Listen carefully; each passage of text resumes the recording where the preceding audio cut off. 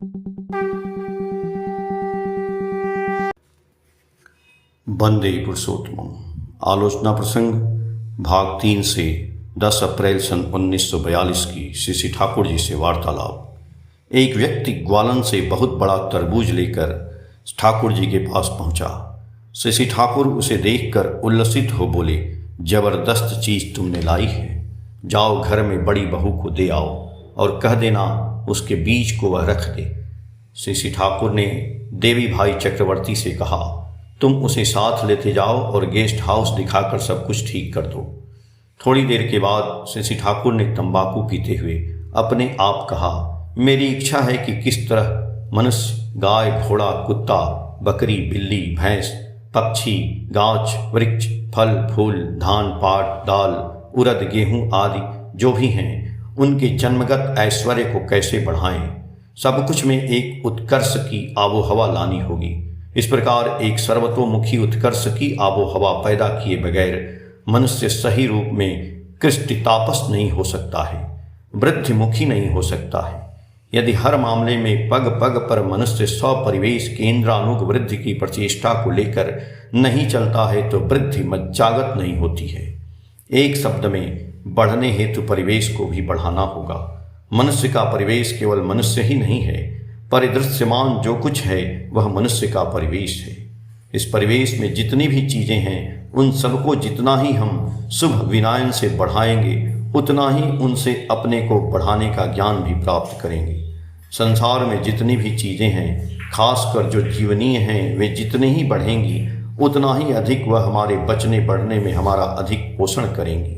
हम अनेक स्रोतों से उनमें पोषण पाते हैं। जैसे तुम एक जगह पर कद्दू की अच्छी लत्ती देखते हो, उसमें अति सुंदर कद्दू लटके रहते हैं। सब में मानो कद्दू के उद्भिन्न जीवन के ऐश्वर्य, प्राचुर्य और लावण्य फूट पड़ते हैं। यदि उस तरह के कद्दू या उसकी डंडी या पत्ता तुम्हें खाने को नहीं भी मिले तो तुम सिर्फ उन्हें ईर्ष्या एवं लोभी नजर से अंतर में उस दृश्य को उपभोग करो तो उससे भी तुम्हारा शरीर मन पुष्टि आहरण करेगा। सब चीज़ों के संबंध में थोड़ी बहुत ऐसी बात लागू होती है।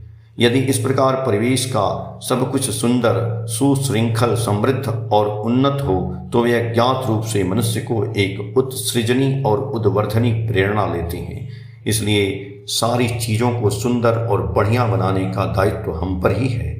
जन्म से ही उन्हें बढ़िया बनाना होगा। योगेंद्र बोले, आपने कृषि की उन्नति के लिए हमें विशेष रूप से चेष्टा करने कहा है, पर उस विषय में हम वास्तव में क्या कर सकते हैं? हमें तो उस विषय में कोई प्रैक्टिकल एक्सपीरियंस, वास्तविक अभिज्ञता नहीं है। हम जो भी कहेंगे वह बहुत कुछ किताबी विद्या की तरह बात होगी जो काम में नहीं भी आ सकती है। उसके अलावा जो वास्तविक रूप से खेती करते हैं वे हमसे कहीं अधिक जानते हैं। हम उन्हें नए ढंग से क्या सिखा सकते हैं जिससे वास्तविक लाभजनक होगा? श्री ठाकुर जी बोले, मैं कृषि पर इसलिए अधिक जोर देता हूँ जिससे यह जीवन पर निर्भरशील होने के बजाय आत्मनिर्भरशील जितना हो उतना अधिक अच्छा है। जमी जमा कृषि भरा, धान्य गोधूमशाली, प्रलय से नष्ट ना पाए, पाए स्वजन पाली। अर्थात जिसकी जमीन धान और गेहूं से परिपूर्ण है वह प्रलय आने पर भी नष्ट नहीं हो सकता, प्रत्येक परिवार को आसानी से पालन कर सकता है। यह हमारे वश की बात है। इसके बल पर आसानी से उदरपूर्ति के लिए अन्न की व्यवस्था हो सकती है। किंतु आजकल हम कृषि को अधिकतर अनादर की दृष्टि से देखते हैं, क्योंकि हम लोग भद्र व्यक्ति जो बन गए हैं ना, इसलिए नौकरी की ओर विशेष दृष्टि रहती है। कृषि मानो भद्र व्यक्ति का कार्य नहीं है, किंतु हम यह भूल जाते हैं कि हमारे जनक, हमारे बलराम स्वयं कृषि कर चुके हैं। भगवान श्री कृष्ण ने व्रज के मैदान में गौएं तक चराई हैं। डिग्निटी ऑफ लेबर, श्रम की मर्यादा जिससे सबके अंदर प्रसारित हो जाए, तुम लोग याजन कर सबके मस्तिष्क में अटा सकती हो। कृषि के साथ हमारी कृष्टि की एक नाड़ी का संबंध है। यदि भारत की जीवन धारा को समझना चाहते हैं पर कृषि को यदि नहीं समझते तो भारत को समझने में बहुत कुछ खामियां रह जाएंगी। कृषि कार्य करने में मानव जगत, जंतु जगत, गाछ, पेड़ पौधों का जगत, मिट्टी का जगत, जल, वायु, रोशनी का जगत आदि सबके साथ एक संबंध स्थापित हो जाता है। कृषि कार्य में एक नई सृष्टि का आनंद मिलता है। कृषि कार्य हमारे जीवन के साथ इतना जड़ित है कि इसके साथ जो भी काम जड़ित हैं वे सभी पवित्र समझे जाते हैं।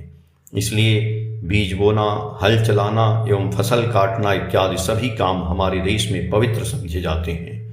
कृषि के विषय में जिससे एक सेंटिमेंट, भावानुकंपिता जग जाए, उस तरह का काम तुम्हें करना है। तुम लोग कृषि के विषय में पढ़ोगे, लिखोगे, वास्तविक रूप से काम करोगे, अभिज्ञ व्यक्ति से सीखोगे एवं जो भी सीखोगे उसे पुनः दूसरे को भी सिखाओगे। पहली बात तो है कि कृषि जगत अभी भी बहुतों की आंखों से ओझल है। यदि तुम लोगों का मस्तिष्क इस दिशा में खुल जाए एवं तुम्हारी दृष्टि अनुराग यदि इस ओर आकृष्ट हो तो पुनः कहने की आवश्यकता न होगी।